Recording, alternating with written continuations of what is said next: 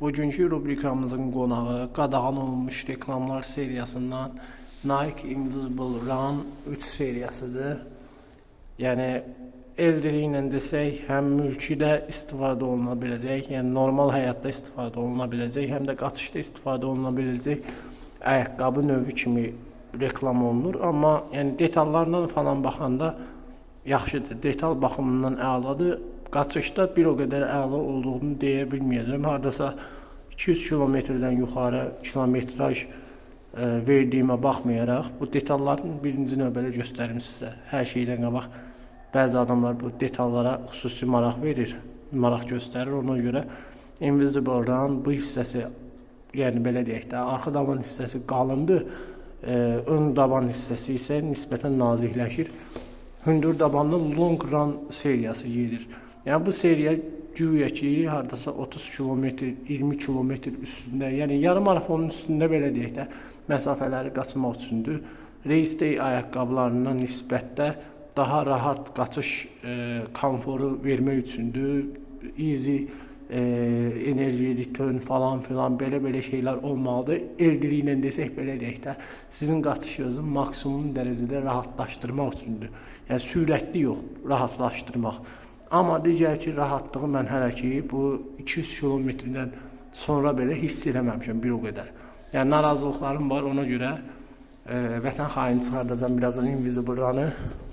Seriya olaraq, yəni belə baxanda ayaqqabı kimi, görünüş kimi, yəni hər hansı bir görürsən bu tərəfində də Just Do It falan filan və bu detalların hamısına fikir verin ki, çünki nəyə görə? Vaxtaşırı mənə atılır ki, filan ayaqqabı, filan qiymətə, yəni məsəl üçün Long Run seriyasından söhbət gedirsə, Long Run seriyası $150 aşağı ayaqqabılar görməmişəm mən.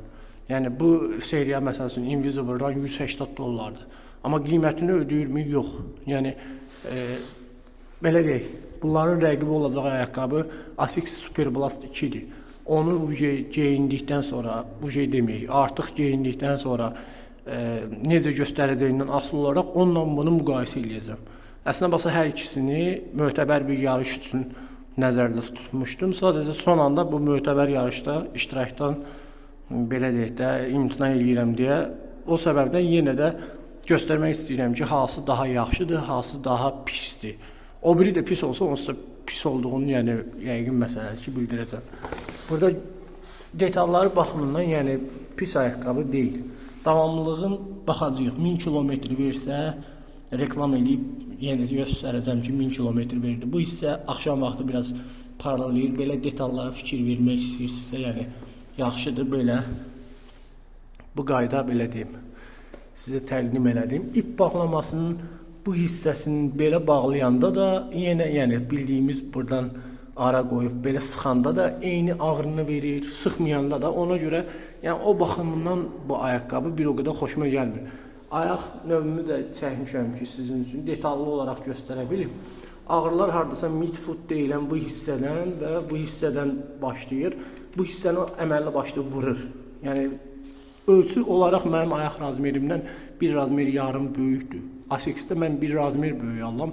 Bunları bir razmer yarım böyük almışam. Onunla belə yenə də yəni bu hissədə narahatçılıq verir. Bu hissəni vurmur. Sadəcə ağrıdır. Belə deyim, bir diskomfort var. Halbuki bu hissə hardasa gəlir qalınlığın buralarına düşür. Belə baxanda yəni pis bir yerdə deyil. Hündürlük baxımından pis deyil, amma ağrı verir. Bu hissə və bu hissə ağrı verir. Bu hissədə də suluqlar yaradır. Bu baxımdan yəni bir o qədər də bomba ayaqqabıdır deyə bilməyəcəm.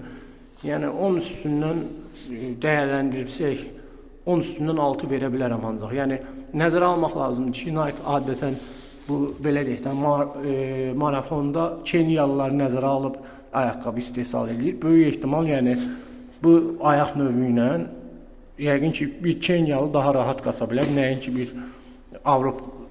İndi irqçilik çıxacaq da danışanda. Nəysə, nəinki belə deyək, digər şəxslər. Yəni bu da mənə elə gəlir ki, düzgün bir şey deyil. Bu ayaqqabının white seçimi də var. Mən white seçimini almamışam, standart seçimini almışam. Ola bilsin white seçimi daha rahat idi.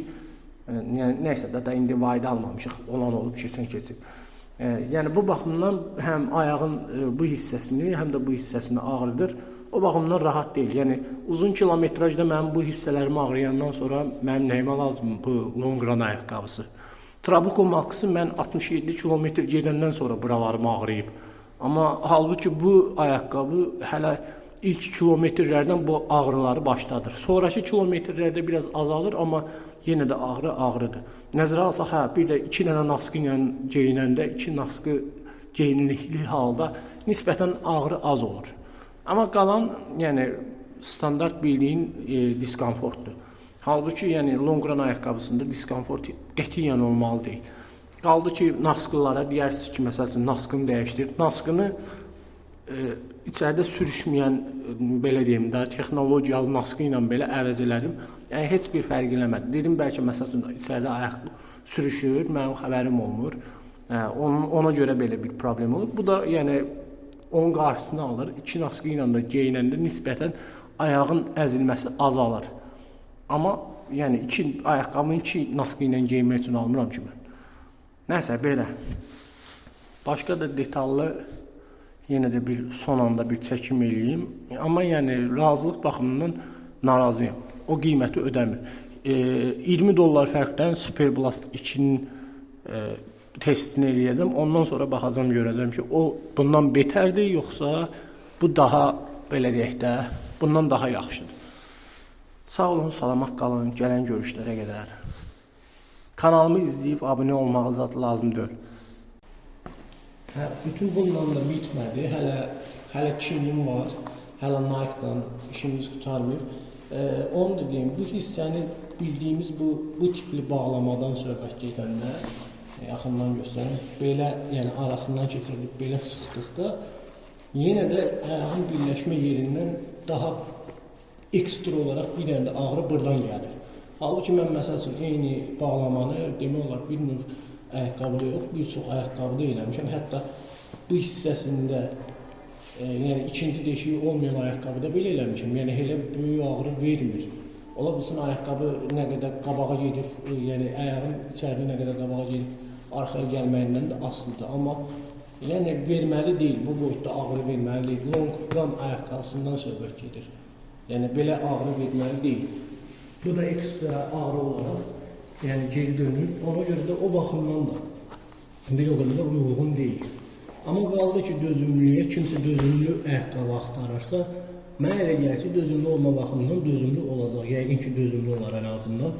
Elə fikirləşirəm. Heç bir şey. Hər kəsə uğurlar, hamınıza sağlıqlı qaçışlar arzulayıram. Sağlıqlı, sağlam finişlər arzulayıram. O baxımından yəni invizibirdən almayın qardaş.